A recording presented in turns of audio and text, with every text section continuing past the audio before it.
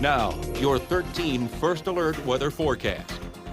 Well, we've had cloudy skies all day long and radar has been pretty quiet. However, we are starting to see perhaps a few blips of rain down south of Eau Claire, but the main area still off to the west will begin sliding eastward. We're also going to see a little bit of development over eastern Minnesota sliding east and perhaps again beginning to see signs of that farther south of I-90. Looking westbound, this is the area where I mentioned starting to see a few more bands coming together. This is not going to be a widespread rain and freezing rain event, meaning from Hayward all the way down to La Crosse. This is going to be mostly centered near the I-94 corridor, could be up a little bit further north and also a bit further south, but with primarily most of this occurring within a few main bands. Some places in between may pick up very little, and that's what makes this a challenging forecast.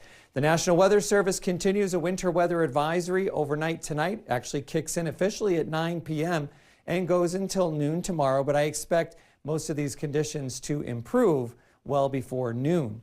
Temperatures are going to be key, and we're making progress now up towards that freezing mark, even here in Eau Claire. Now up to 31. That's as warm as we've been today. 32 in Menominee.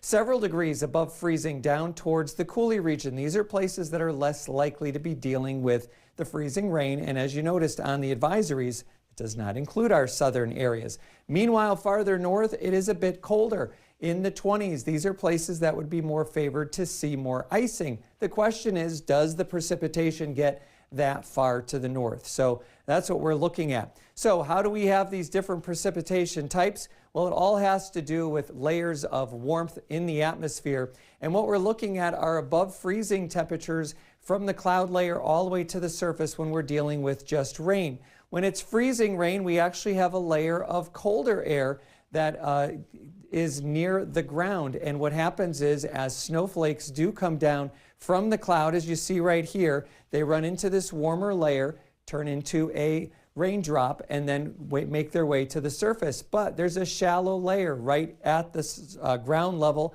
and on our surface that is at or below freezing, and that's how we get that glaze of ice. So this is not going to be a snow event. We have a pretty wide area in the atmosphere that is above 32 degrees. Looking for rain and freezing rain to develop somewhere between 9 p.m. and midnight in any given location. Temperatures again within a few degrees of freezing. If you're above, you're most likely just going to see rain. But I am expecting a glaze on untreated surfaces. The main roads are going to be treated, so they should be mostly wet. This will all be ending during the first half of tomorrow morning. Winds, thankfully, are not going to be a factor. When you're talking about ice, you certainly don't want wind. Temperatures are all within a few degrees of 32 all across the area. As we track those into tomorrow morning, we see those again stay near freezing, and then during the day tomorrow we may inch up a few more degrees. Our little front here and low pressure system will track to our south. Our forecast model shows that beginning to develop after about 10 or 11 at night, and then a lot of that pushing on through, showing mostly rain. But again, with surfaces being a bit colder, even if your thermometer at your home says 33 or 34, I still think there will be some icing, especially on sidewalks and driveways, so you do have to be careful out there. The good news is we are talking about warmer weather the rest of the week, so the icing will not stay. Yeah, hopefully those slick road conditions don't last too long. Exactly. Awesome. Yeah. Thanks so much, Darren.